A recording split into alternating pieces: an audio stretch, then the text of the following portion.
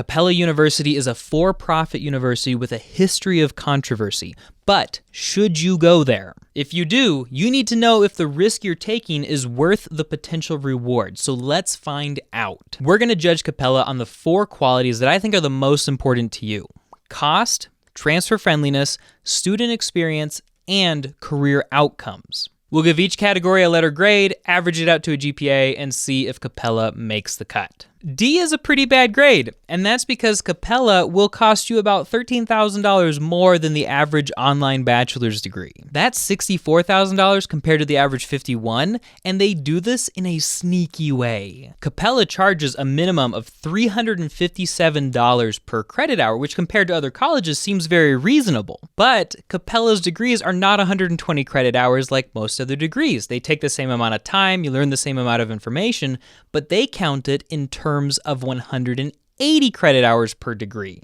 That's 60 credit hours more per degree that you have to pay for. So beware of them comparing their costs to other schools. Now, if you're a college hacker and you're interested in non-traditional approaches, Capella does have a subscription-based model where you pay for a 12-week period and then try to knock out as many classes as you can. But even that is way more expensive than what University of Maine at Presque Isle charges and what Western Governors University charges. Because of their higher than average cost and their sneaky marketing tricks, Capella gets a D for cost. On this channel, transfer friendliness is important, and I'm going to give Capella a B for 4 reasons. First, they accept a lot of CLEP, Sophia, DSST, and Straighterline, so theoretically you can test out of a lot of the classes in the degree on your own. In fact, they even advertise Sophia on their website, which almost no other colleges will do. Second, they do offer prior learning assessments, so you can get college credit for work experience.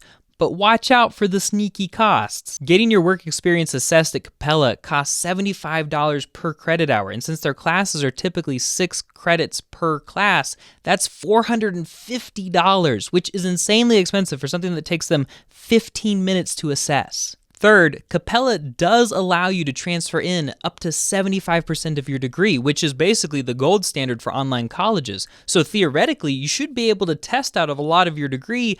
But number 4, none of their degrees are actually flexible enough for you to be able to test out of all 75%. Their elective sections are too small, their major areas are too large and too niche that there just aren't CLEPs and Sophias enough to match. You might get close to hacking 75% of a business degree at Capella, but you're not going to be able to make it all the way. So for their flexibility in accepting a large variety of alternative credits, hindered by their unusual cost for prior learning assessments and their hard-to-hack degrees, Capella University gets a B. Yikes! A D is really bad. So what's it actually like to be a student at Capella? We'll go ahead and start positive. First, Capella is regionally accredited, which means that there's more oversight for them than there would be a nationally accredited degree, which tends to mean that maybe the quality of education is a little bit higher. They also have a 100% acceptance rate, so you don't have to worry about getting in. And some of their degrees are based on a subscription model where there's not actually homework deadlines, so the classes kind of fit around your schedule and you do homework when you're able. And that's all great, but it's overshadowed by several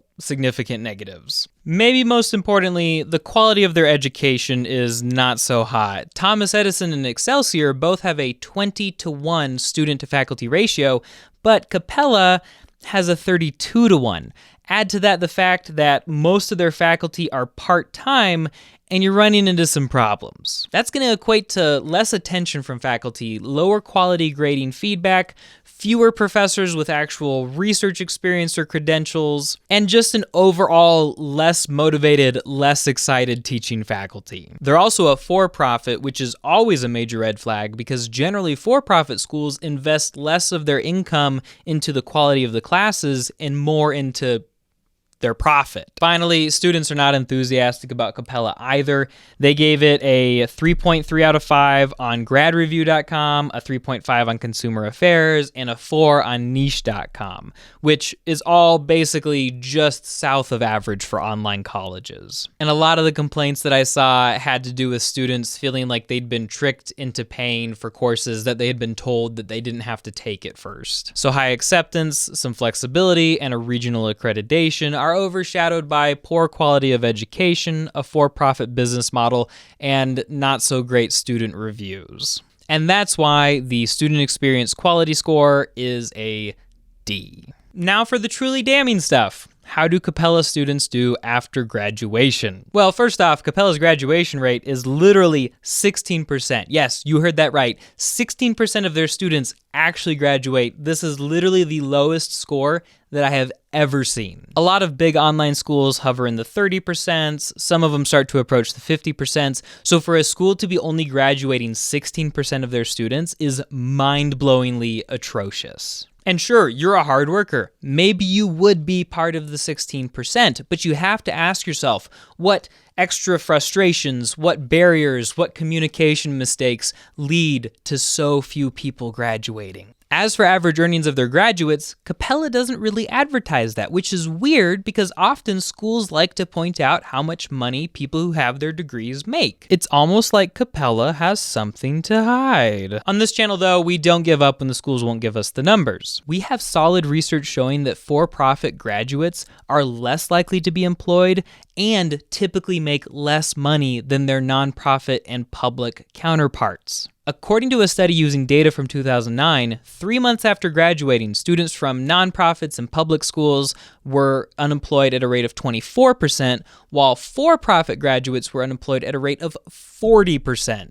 And of those who did get jobs, the for-profit graduates were making an average of $6,000 less per year. We can't know for sure if these numbers are true of Capella, but because they won't share their data, it's not safe to assume that Capella students do any better. With abysmally low graduation rates and no evidence of good income or careers for their students, Capella gets a great big F for career outcomes. When you combine all those grades and average them out, it comes out to a 1.25 out of 4 GPA for Capella. That's a D. You can't even graduate from college with less than a 2.0. So why would you go to a college that doesn't make the grade? This just isn't a school I would recommend, ever. You're likely to pay more money to have a worse experience and to have worse outcomes than if you went to literally most other colleges. Take my advice and take your time and your money and go elsewhere. If you want help picking out the perfect college and major for you to be able to graduate quickly and for less, then check out my description for a link to set up a consultation with me. Typically within a 45-minute consultation, I save clients